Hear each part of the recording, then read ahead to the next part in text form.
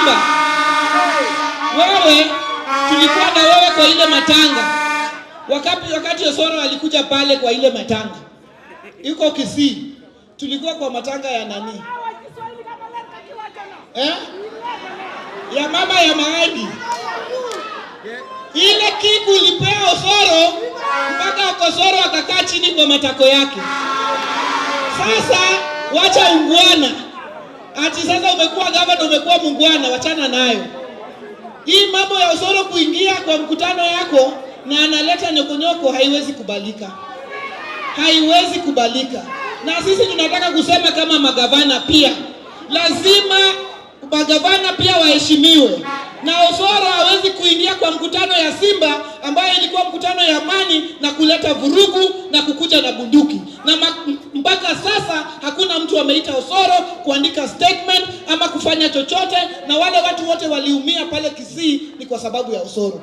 Sasa najua vizuri tukitoka hapa leo kuna wale watakuja hapa kujaribu kushika na kukamata watu vijana wa Rongo hapa na vijana wa Migori kwa sababu ya ile mambo ambayo tulikuwa we are sending off Makabongo. Tunawaambia wakitaka kushika vijana wetu wajenge jela ambayo itatutosha sisi wote, kwa sababu wakiwakamata watatukamata sisi wote. Sawa kuedu giweche manengo ero ukamani.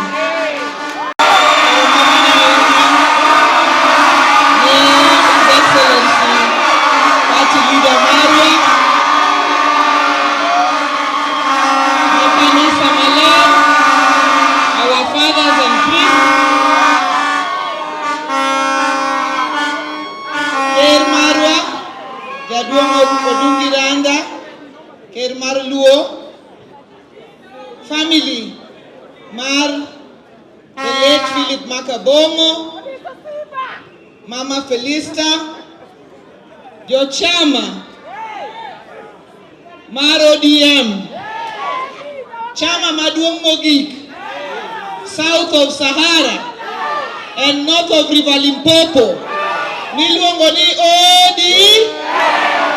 Kawuono waneno kakare Kenya te en ODM. Kora ka wacho ni Kenya to duoka ni ODM. Kenya, Nakuru, Uasin Gishu, Elgeyo Marakwet, Nairobi, Mombasa, Kwale, Homa Bay, Kisumu, Migori, Torongo, ma ODM te. Governor ma Migori ka Jaduong Pindra, Governor Makisumo, jotendwa mag bunge gi wabunge mabe obiro ka, jotendwa mag county assemblies mabe ni ka, gi protocol duto ka waluo. Waiwago ng'ama lich kawuono. Jaduong Makabongo.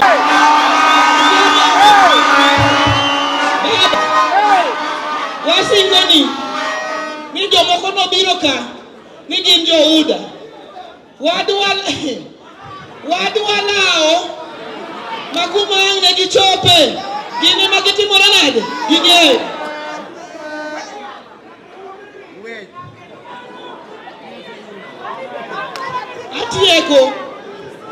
atieko ka embele moloyo tembele pesa, nikech pesa obiro dhano tamo nyaka wang' Nyasaye kochope weche mag pesa. Nondhogne nyaka Yesu, to Makabongo ok nendhogre. Jochama ma Migori, jo ODM ma Migori ka, ayie kodu mabor. Pindra, ayie kodi mabor. Jomoko awinjo nomulo gige gi oromo lwetgi ne tugo ka. Awinjo no laudi e lebel properly.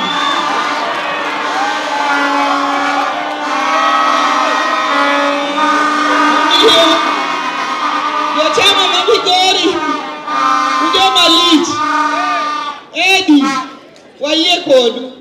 Gifatuma kata ko onge, mano mama be motegno e chama ka Fatuma full network. Nyako mabe otegno motenore gi jotendwa gi. Korito chama Migori ka omiyo Pindra. Kinde moro nyocha wan kodi Nyatike. To nawacho ni jomoko aneno ka tugo. To kare gikia ni pindra en ng'ama gima chalo nade. Kora pani gichako neno ni pindra en ang'o. Eka gibiro ng'eyo kuma gini dhiye. Jodala wa Badi osewacho ka ni jomoko biro kindwa ka. Kamotel negi gi yawuoyi manie tugo ka nyorogi. Gibiro to giwacho niya, ni wan kaka oganda wapogre uru, jomoko dhi kocha, jomoko dhi koni, nikech tong' kiketi okapu achiel ni to tong' no dhi tore. Apenjou kendo apenjou kaka wuono, ere oganda moseyudo loch mar piny kokoriwore mobedo kanyakla? Onge. Samoro gilor ka gi ndeke ka gipogo oganda. Ndege olor helikopta, oganda to dis adek, mchele be dis ariyo, gipani wafuo wiwokti, gipani okwarie. Adwa nyiso gika ni gilora lora gi ndege, gipogo oganda, to kik gipogo oganda. Gipogo ang'o? To kik gipogo ang'o? Gipogo ang'o? To kik gipogo ang'o? Oganda to gipogi, ji ochamo, oganda no motuo gi stima ok chiegi, kata ichwak gi yien maromo nade, pok nochiek. Omiyo wan kaka oganda, wuoyi mwang'eyo, wuoyi malich, mosegore ne piny, kawuono jo Migori obedo ka gin gi gavana miluongo ni Pindra, kendo dongruok nyalo timore i Migori ka, kokwago chokwa Nairobi ni serikali saidia, nikech devolution. Agwambo nyalego ni emano gore ni devolution mokelo devolution. Omiyo ka wan bang' agwambo, to wan bang' agwambo gi gimomiyo. Omiyo, okwadwaro yuma. Kochomo kumo gwambo nyalego, okwadwaro yuma. Wabro gore kodu kabin gi guok.